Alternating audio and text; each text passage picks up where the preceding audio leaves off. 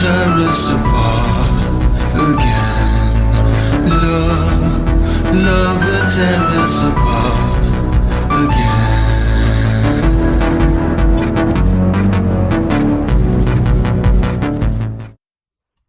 So here's another recording of my infamous in-laws. The mother being a narcissist, really bad, that hurt my wife since childhood. But this recording wasn't intentionally for this channel or to sort of make a video about, to record their Jehovah Witness ways. This stems from a welfare check that I was doing on them. So you see, I was working in another city, and I was passing by their city. And I was passing by their city, and I decided to do a welfare check because the father-in-law, he got into a little bit of trouble, a little bit of falling from grace, if you will. And it's a little bit more serious than just maybe getting disfellowship or spoken to or something like that, even though I'm sure this is going to stem later on after he gets well from this. Who knows? I'm not sure what's going on. But it was a welfare check just to see how they were doing, because they really don't relay much information as far as what they're going through, especially when there's something embarrassing that just happened. And I'm not going to divulge that information. It's just not fair to my in-laws. It's not their fault. But like I said, I was going through there just to do a welfare check and to record our conversation for my wife, because what they tell me is not necessarily what they're going to tell my wife. So I want to have proof from their voice as to what they were saying to me, so my wife could have an insight on what is going on with them. They're acting really strange. Just to let you know, these two are an elderly couple now. Not too elderly, they can still get around and do things, but they're retired, let's say. But they really didn't plan for retirement, and I think it stems from being Jehovah Witnesses and being told throughout their life as JWs that you really don't need to prepare for the future because Armageddon is going to come by then, and God is going to provide for your needs. Well, that hasn't happened yet, and they're feeling the repercussions of these poor lifestyle choices that they've made, listening to the advice of the governing body. You know how that goes. But it wasn't about that. This was a genuine, heartfelt welfare check for these two. Even though I do not like with them, it still doesn't preclude my humanity from not helping out if I can. They are still the parents of my wife. It's not fair for them to suffer. So in the meantime, the conversation gets kind of thrown all over the place and everything, and then they start talking about their other daughter that they are actively shunning. And I don't think this other daughter has been declared disfellowship. Maybe not, I don't know.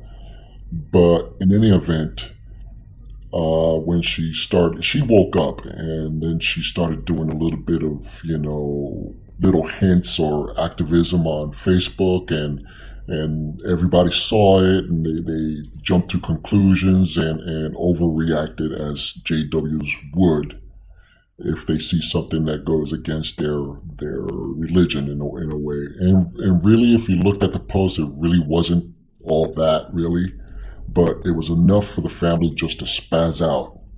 So she lost her fleshly relatives. I mean father, mother, sister, my wife, another brother, uncles, and cousins, all in one swoop. They all dropped out of Facebook or disassociated from her in that particular platforms and others, and that's the story behind that. But then the mother-in-law starts to talk about her, that, and the main idea about this video is the programming, the shunning programming that's embedded within their psyche, and how they initially self-shunned this lady, my sister-in-law, without being told to by the elders or being declared disfellowship or anything like that. They just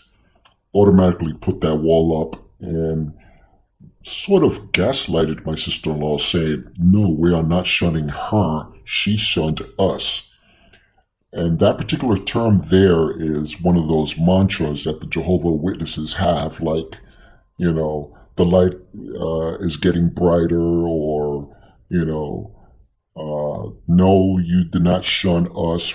No, we did not shun you. You are shunning us with your actions, which is clearly not the case if you follow this particular story closely.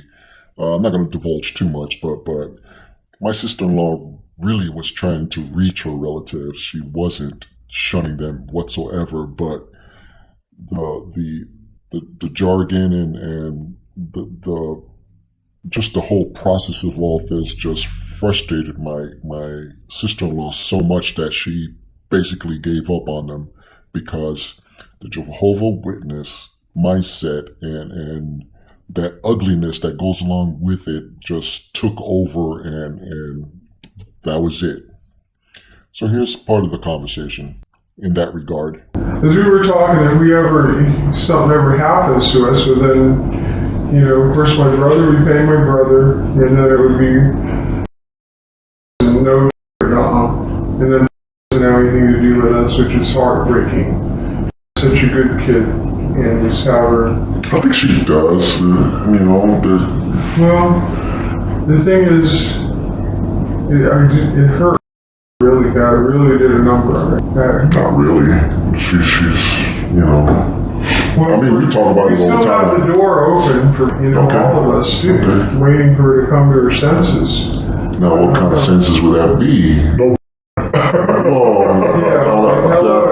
That's something different. That's not going to happen. But everybody can see he's a jerk just talking to him for 15 minutes. Yeah.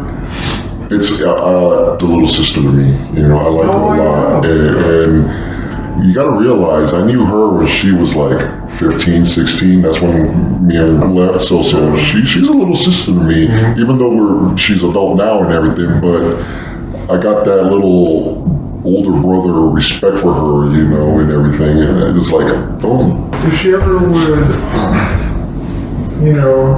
want to admit that she's not happy with him, I think she would call you. I think she would.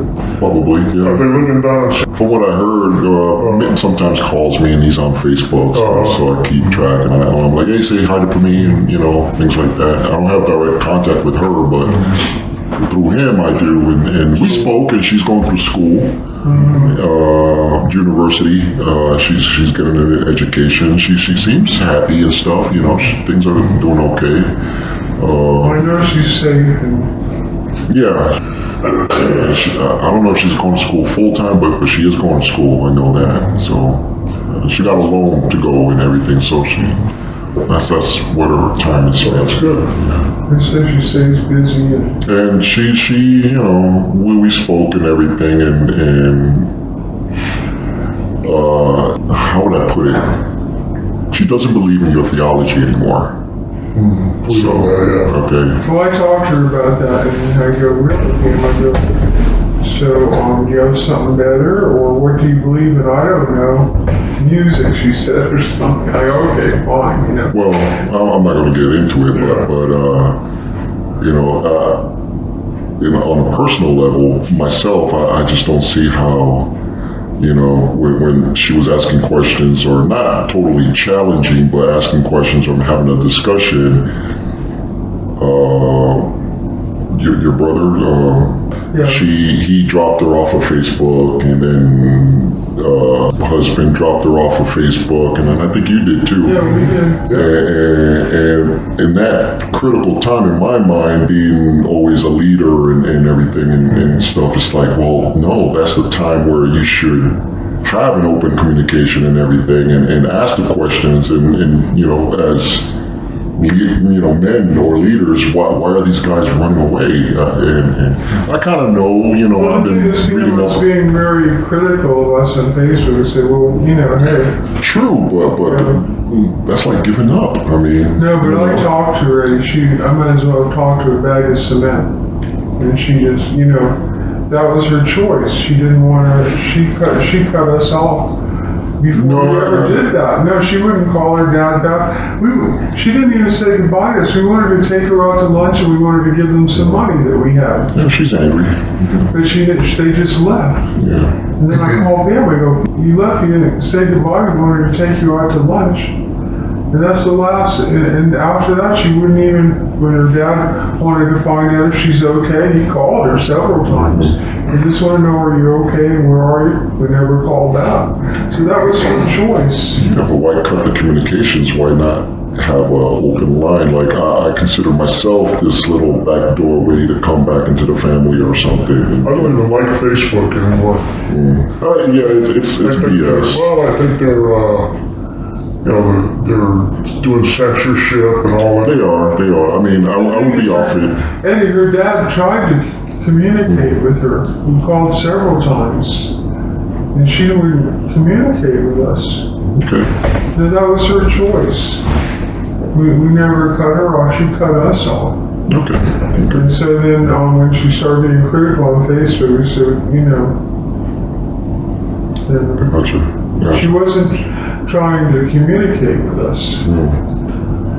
Her dad kept reaching out to her. I go, obviously she doesn't want to hear from us, and all you do is hurt yourself over and over again because she was always the daddy's girl. Well, she was really upset that she was dropped from Facebook, from the three men and closest in her family, and these was up was he an elder or ministerial service or anything? No. But still,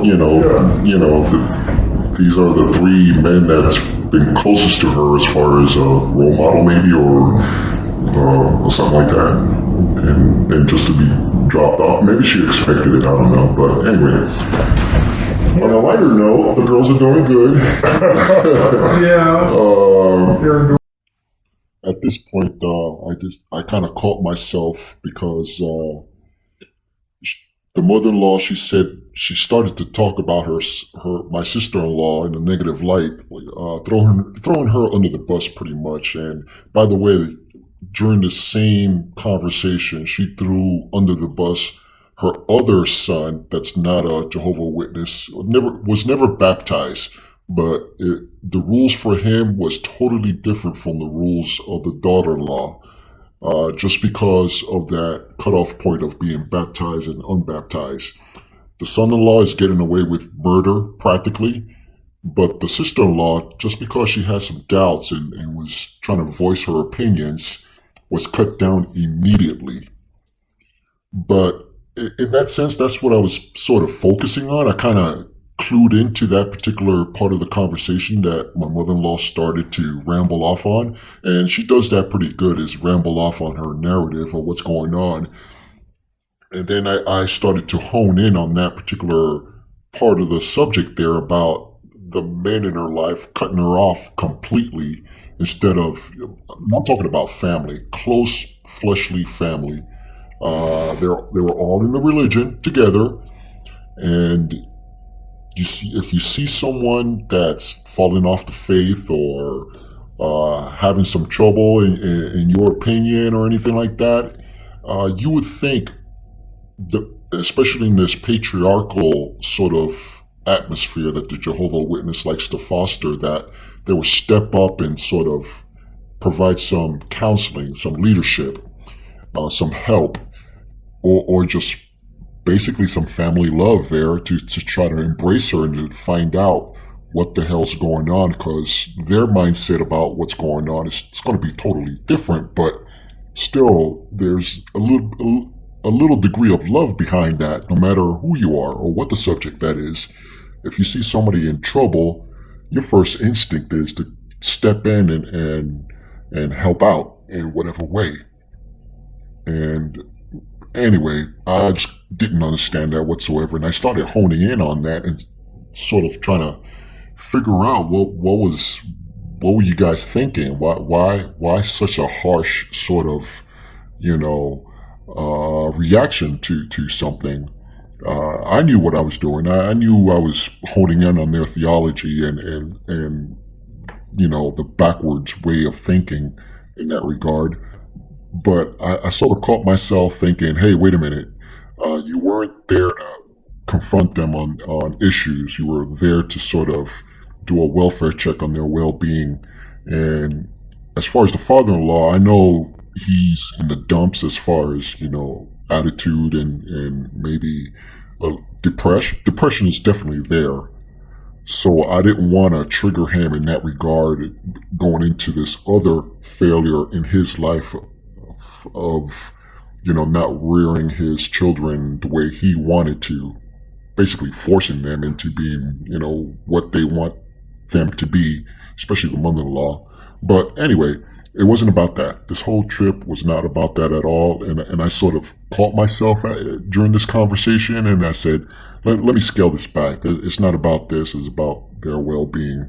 And then that segue into, on the lighter note, at the end of this conversation, we talked about my kids and, happier things, and maybe basically saying, hey, this is a wake-up call. You got a hell of a lot more to live for because you have this family around you that would support you, even though you really suck, both of them. They're still there. I'm not denying my kids away from them, just under close supervision, if you know what I mean. But you can see how the JW lifestyle and brainwashing, or whatever you want to call it, the mindset totally took over from, a natural loving attitude towards your relative into this ugly sort of shunning practice that's just corrosive to the whole family fabric structure. So I just wanted to put this out to let people know, show them what this looks like behind the veiled curtain of that smiling face that you see Saturday morning on your doorstep, trying to, solicit you into a Bible study. This is what you got looking forward to. It's all this little legalism things going on, this pharisaical sort of legalistic bureaucracy of a religion.